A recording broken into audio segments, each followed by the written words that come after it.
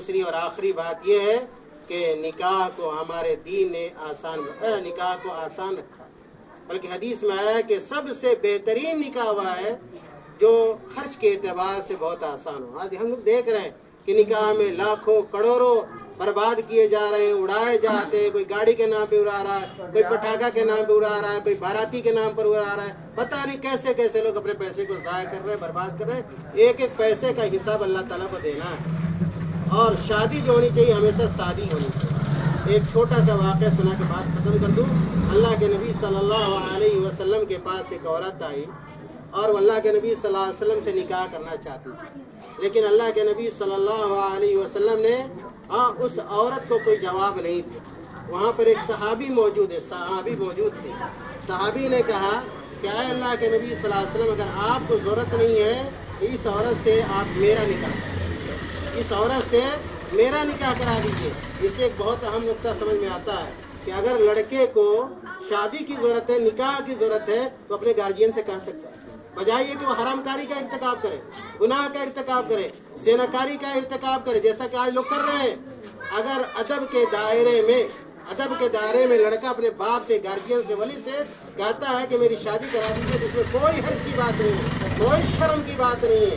اور صحابی نے کہا کہ اللہ کے نبی، اگر آپ کو ضرورت نہیں ہے تو آپ میری شادی اس عورت سے کرا دیجیے۔ اللہ کے نبی صلی اللہ علیہ وسلم نے کہا کہ کچھ مہر دینے کے لیے ہے، اور بلا مہر دین کے کوئی شادی ہوتی ہے نہیں، کوئی بھی شادی بلا مہر کے نہیں ہے۔ کہا کہ مہر دین کے لیے کچھ ہے؟ کہا اللہ کے نبی صلی اللہ علیہ وسلم کہا کہ جاؤ ڈھونڈو، تلاش کرو، التمس ولو کان خاتما، کہ جاؤ ڈھونڈو اگرچہ کیا ایک انگوٹھی مل جائے، ایک انگوٹھی۔ کہا کہ اللہ کے نبی انگوٹھی بھی نہیں، کچھ نہیں ہے۔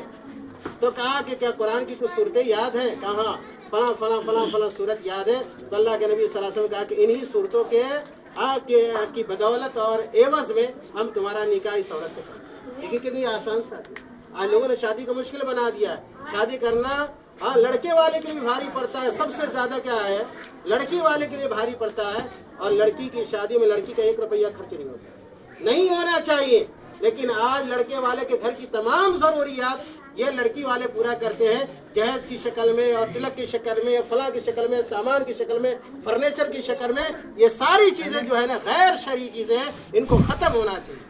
اور یہ بارات ہے، اور یہ منہ دکھائی، یہ ہلدی ہے، یہ فلاں ہے، یہ چلا ہے، یہ لال کپڑا ہے، یہ پیلا کپڑا ہے، یہ مہندی ہے، یہ سارے غیر شرعی رسوم رواج ہیں جو آج بدقسمتی سے غیر مسلموں سے مسلمانوں میں پیدا ہو گئے ہیں۔ اور اچھے اچھے گھرانے کے لوگ جو پڑھے لکھے لوگ ہیں، باشعور جن کو ہم لوگ کہتے ہیں کہ سمجھدار لوگ ہیں، ان کے گھر میں بھی شادی ہو رہی ہے، تو ایسا ہی ہو رہا ہے۔ بتائیے، جب سمجھدار لوگ نہیں سمجھیں گے اس اعتبار سے دیکھا جائے تو یہ شادی کیا ہے، بہت سادی ہے، مناسب ہے۔ اور اس طرح کی جو شادی جو ہے، سادی شادی کیا ہونی چاہیے، اور اس کو آدمی کو رواج کیا ہے دینا چاہیے۔